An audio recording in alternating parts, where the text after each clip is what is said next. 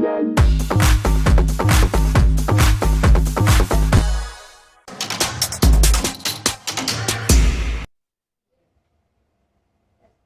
done, RCB. They've managed to successfully defend the lowest total batting first in this year's IPL, and they did it comfortably. Who says you cannot defend or it's hard to defend at the Chinnaswamy? Well, an exception to that rule seems to be the Delhi Capitals. They're going to be an exception to a lot of rules if this is the way they keep going. It's 5 losses to start the season for David Warner, for Ricky Ponting and co, which only further compounds the question on if they don't win this, will they win anything? That is something Amol Muzumdar said at halftime. Ian Bishop was with him on ESPNcricinfo T20 Timeout. So we will look back and try and make sense of that. I must ask Amol how he would feel if he was batting coach of the Capitals right now after watching that. I would not be wanting to sit in that dugout. Look, I mean, 174. That's what RCB got at the Chinnaswamy Stadium, where everything favoured the batters. But unfortunately, I think Delhi Capitals were just not good enough in the power play. I feel they lost their way in the power play. There are far too many changes, I feel, in their batting order. In the first 5 games, I don't know how many changes they've done. So that just tells you the mindset, and they're not sure about their top 11. I felt, in the first 6 overs, they lost their way. The energy and the enthusiasm and the intensity what RCB showed in the first 6 overs, I thought it was phenomenal. That just turned the entire game on its head. And not to forget the Chinnaswamy Stadium crowd. Yeah, they acted as a 12th man. So what's the first impression of this chase? You said, oh, Siraj bowled so well and RCB were brilliant in the field, and they made this hard for Delhi. It could have been hard for anyone, or is it more about, regardless of everything, you surely should be chasing 170 odd at the Chinnaswamy? You'd like to. Let's be honest though, from what we saw of the pitch, there were little challenges there. I think Maxwell articulated that, Kuldeep articulated it at the halfway mark. However, what we saw was a batting unit that reflects where they are on the table. But I don't want to take anything away from Siraj. We talked before the game about how well he's bowling at home. And then Vishak, I like the look of what we saw there with his changes of pace and his control. So great credit for that run out as well. So great credit to RCB, but Delhi Capitals. You're worried, aren't you? Yeah. Well, I see 2 guys sitting in that dugout there, and one in particular, Ricky Ponting, does not like to lose at all. So I don't know how seasons like this could be very costly. We've got some of our own friends over there. Praveen Amre is there, Ajit Agarkar is there. None of them like to lose. This mustn't be a pleasant place to be. No, I can understand that after 5 losses, the mood in the camp must be grim. But they somehow need to turn this around. You need to, when you're playing cricket, as we know, you need to turn around things. How? They need to find a way. Simply, probably from somebody like Ricky Ponting or Saurav Ganguly in that camp, they need to turn it around. On big guns aren't firing though. Warner today, well, he's got runs, but they haven't been very impactful runs. Prithvi Shaw's having an absolute shocker, perhaps further compounded with the run out today. And I don't know if you'd blame him for the run out, if he almost took it too easy, assuming I'll make it. But he is a discussion, Amol, because last year their success was built on Shaw giving them starts, Warner giving them starts. And he once again is being used only as an impact star, being asked to almost start hot after not being on the field. Is he a bigger part of the puzzle than we almost tend to think at times, Prithvi not firing? Look, when I answered your first question, when I said that they're not finding their top 11, correct 11, because if you see, he started off with Warner in the first 2 games, then he was called in as an impact player. He suddenly came in front of Trent Bolt, got rid of Trent Bolt, got rid of him in that game, and then suddenly the doubts start creeping in. They had Sarfaraz Khan keeping in the first 2 games. Now you don't find him in the 11. They had Riley Russo, he's out. Sakaria, I don't know where he is. So there are too many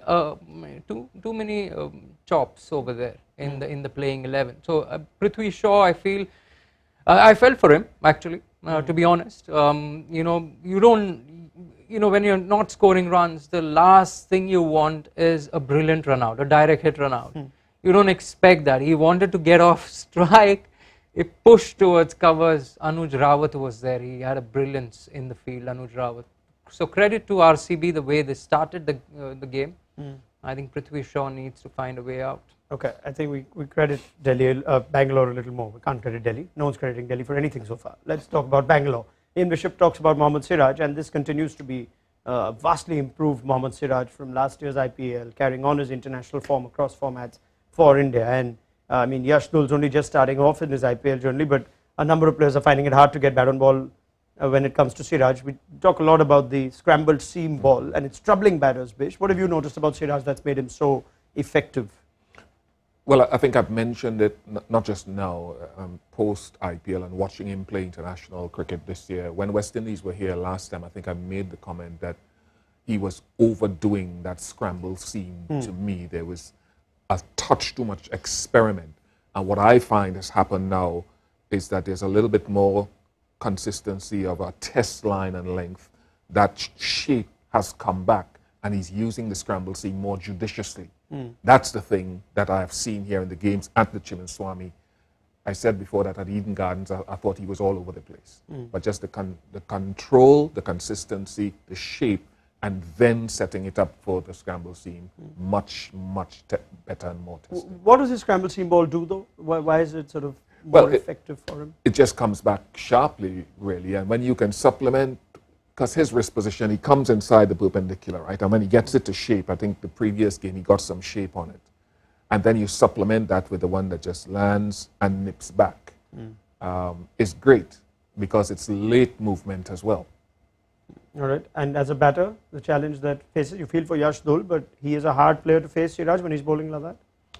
I mean, Mohammed Siraj is a difficult customer. As Bish rightly said, that the shape that is going away from you as a right-handed batsman anyway is a dangerous ball. Outswinger has always been a dangerous ball for a right-hander, and if that ball holds its line, then you're probably your head is in that line to face that outswinger, and then you suddenly find yourself in the line of the ball, and by then it's too late. So exactly what happened with Yash Dul. Outswinger, he was trying to negate that outswinger, but there was a scramble seam there, nipped back in. All right, like what you see of Vijay Kumar Vishak on debut? Yeah. The subtleties of the knuckle ball, taking pace of someone who isn't overall 26 years of age. So he's played some first-class cricket and list-day cricket, but his control of length, his control of line, and those variations, just superb. Really, really impressive. Almost a similarity but to Siraj in terms of how he runs in and bowls, but he has a slow ball. I think that slower one, what he bowled was fantastic. All the 3 wickets what he got was on the slower one, and that slower one, it went on the seam. It is not an off cutter or a leg cutter. It went on the seam. So if you see David Warner's dismissal, he played the shot a little too soon, hit the bottom of the bat, and then went to mid wicket. And similarly for the next 2 dismissals as well. So what I was really impressed about Vishak was, yes, you can have those subtleties in your bowling. Yes, you can have those variations, but when to use it, and having that, you need to dare to use that one on that particular time. So I think it was fantastic to see a young guy. I wouldn't say young as in IPL. He's relatively young. He's younger than all of us. 26 years old. Enough. So to just the timing of when he bowled the slow one was fantastic to see. All right. Excellent. Vijay Kumar Vishak, best figures for an RCB bowler on debut in the IPL, and it can only go one way from here, you'd think, if he keeps bowling at the Chinnaswamy. But that was very good. So well done, Vishak. But let's just quickly have a word on RCB. This would be a very satisfying win for them, Amol.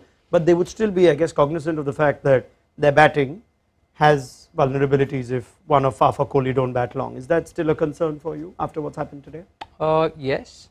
But again, I would say that they have, they started off well in the IPL by beating Mumbai Indians. I thought at one stage they were going to beat them with 10 wickets. Yeah. But they started off well, then they had 2 hiccups. Now they've recovered again with this win. This will give them a lot of confidence because winning, they almost came close to beating Lucknow Super Giants at home. So this win at the Chinnaswamy Stadium would give them a lot of satisfaction. Virat Kohli got runs. Faf du Plessis is yet to fire big. And Glenn Maxwell, we had a little bit of glimpse of what he can do today. But overall a good performance. Yeah, it's the supporting cast really, Bish, and as long as you win, perhaps you can afford to give players time and give, let things come together. But DK is one of the pieces again. He's a big part of it, and when you don't start an IPL well, it further compounds the question of a retired player who doesn't play much cricket. Can we expect him to be as big as he was last season for this side? Last season was extraordinary. Well, I hope so, because he's been around the park long enough, and so he'll have that muscle memory. It's not a great start, but they have to trust his body of work and see how he comes up later in the season. So he obviously will get that run. What RCB will be looking at is spin. Spin overwhelmed them at Eden Gardens, and spin certainly hindered them from getting a huge total here today. So teams perhaps will be coming at them now and saying, even in the power play, we're throwing spin at them if we have those resources. All right, that's it, pretty much it. Delhi Capitals, there'll be a lot said and done, I'm sure, but it's looking like a long, grim season for them. Let's look ahead, shall we? And let's look ahead to Lucknow against Punjab. And the first thing we'll tell you is Shikhar Dhawan, that's all they're going to see of him today on that screen of yours. He is not featuring, he didn't come out for the toss. What a big, big blow for Punjab Kings. Shoulder niggle is what we're hearing from their camp. Sam Curran will captain the Punjab Kings. That should be a first captaincy experience for Sam Curran in the IPL, who has captained in the 100 before with Tom Moody's Oval Invincibles. What a good day for Tom to not be with us. So, but I expect Bish and Amol to fill in well for him. I did see in the pre-show he was saying you would park aside the nonsense that Tom and me said. Yeah, so I brought that car back. I hope they were recording it and they'll spin it around again. In the we show. don't spin anything, Bish. What you see here is exactly what you get. But what a big blow. No Shikhar Dhawan, who is, what, 90% or 80% of this Punjab team when they don't have Livingston? Yeah, already without Liam, as you rightly said. And Shikhar so far in this season has been the underlying factor with regards to runs. That last game he didn't get any and they still fell around that 150 mark. So if they do get a result today, someone else will have to come up hugely. And it's an opportunity, I suppose, is the way we look at it in the game. Next man up to fill that breach. Amol talks about changes being a problem for Delhi Capitals. Let's look at the Punjab team, and there are changes here as well. Some forced, as we know, there is no Shikhar Dhawan, so Atharva Taide, who opens the batting for Vidarbha, is similar sort of player, but he will partner, you think, Matthew Short. It's a debut for Harpreet Bhatia, Chhattisgarh's captain in the Mushtaq Ali, can bat 3, bowl a bit of spin. Sikandar Raza returns. This is the bowling first team, remember, and they've curiously named only 4 substitutes. So Prabh Simran is one of them. You think he might be the impact sub, but there's also Rishi Dhawan there if they want to go lower order rather than up the order. And Rahul Chahar is back in the starting 11 too. Lots of changes there as well, Amol. I mean, I wonder if you're a bit surprised. I guess Rajapaksha is injured, but lots of changes don't help Punjab's cause either. I mean, it doesn't, doesn't fill in when you have those kind of changes in your lineup. Doesn't help the team at all. But if you see that there is a great opportunity for Atharva Taide up the order, Harpreet Bhatia again. We've seen him in the domestic cricket, and he can be a handy bat. Jitesh Sharma, I would like him to come good sometime for Punjab, and lot depends on Sam Curran and Kagiso Rabada. I think there's not. If you see their batting lineup, they're short on experience quite a lot. All the experience is gone from pre-season, where we were building our best 11s, and you had Besto, Dhawan, Livingston.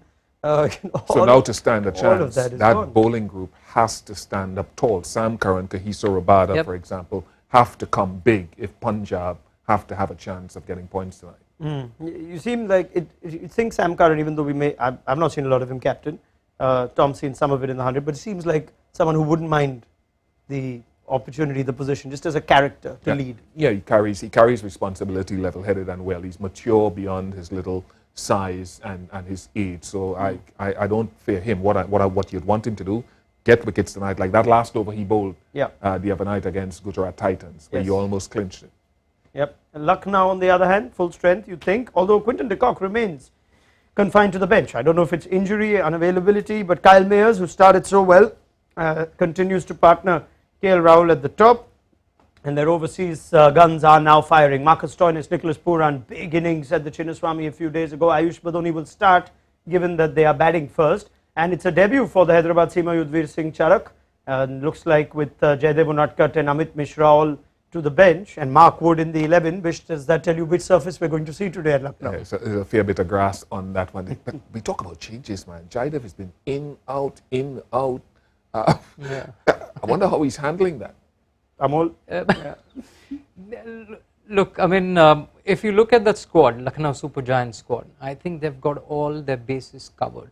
If you see their opening lineup and the top order, they've got two big hitters coming at number 5, number 6, Stoinis and Nicholas Pooran. Then Ayush Badoni giving them that local flavor to it, and then Avish Khan. I'm curious to see. Curious to see how Charak will find his bearings on the ground. But Mark Wood, an international fast bowler, in there. So I guess every base is covered by the Lucknow Super Giants. They look a strong team this year. All right. Matthew Shaw's taken the new ball, and Kyle Mayers has taken a liking to him. You think that was the matchup? Off spinner to the left-hander. Could go either way sometimes. He's done that in Big Bash, actually. Yeah, he's bowled a couple of first overs in Big Bash relatively effectively. So. Kyle Mayers also does that, doesn't he? Also effective first overs. Not for the West Indies in the World Cup, but otherwise. Anyway, we will use, that's a different chat. We may not need it today. But it looks like it's that game 1 sort of wicket where Mark Wood blew away the Delhi Capitals. Let's get a quick first innings prediction from Amol and Bish. It just feels like this is Lucknow's game. The kind of form, the changes for Punjab, no Dhawan, and you think, God, Lucknow favourite. So what are they getting here, Bish, and what looks like a seamer-friendly surface? Well, that one just spun almost square there. So I'm gonna say they should aim for another 180. Yeah, you think Punjab's best chance, Amol, is if they can keep them down, because bowling is still relatively strong with Rabada and Arshdeep all there, but the batting. So 180 says Bish. What do you say? Well, last time I lost to Bish by 7 runs, so I'll just. What did you say? 180. 180. Okay, I'll go for 175. Looking at the pitch, looking at the conditions, 175. Aren't you conservative, both of you? These guys hit 117 like 14 overs at the Chinnaswamy. What's your score? 220. Wow. That's what I'm going to say, because it doesn't matter if I get it right. It only matters if you do. For every run that comes below that, you have to make a lap around the table. Just around the table? Only the table. That's fine. Yeah. Okay. On air. We'll do that. Ian Bishop has given us something to look forward to. Thank you to Bish and Amol. Plenty more from them at the end of the Lucknow innings. Join us on ESPNcricinfo T20 Timeout and download the mobile app. I'm sure there'll be plenty said after the Delhi Bangalore game. Well done to Bangalore. They've managed to defend what's certainly a low score at the Chinnaswamy. And we'll have plenty from Delhi as well as to how they would cope with 5 losses to start IPL 2023. We'll see you at the end of the 20 overs once Lucknow have got 220 plus.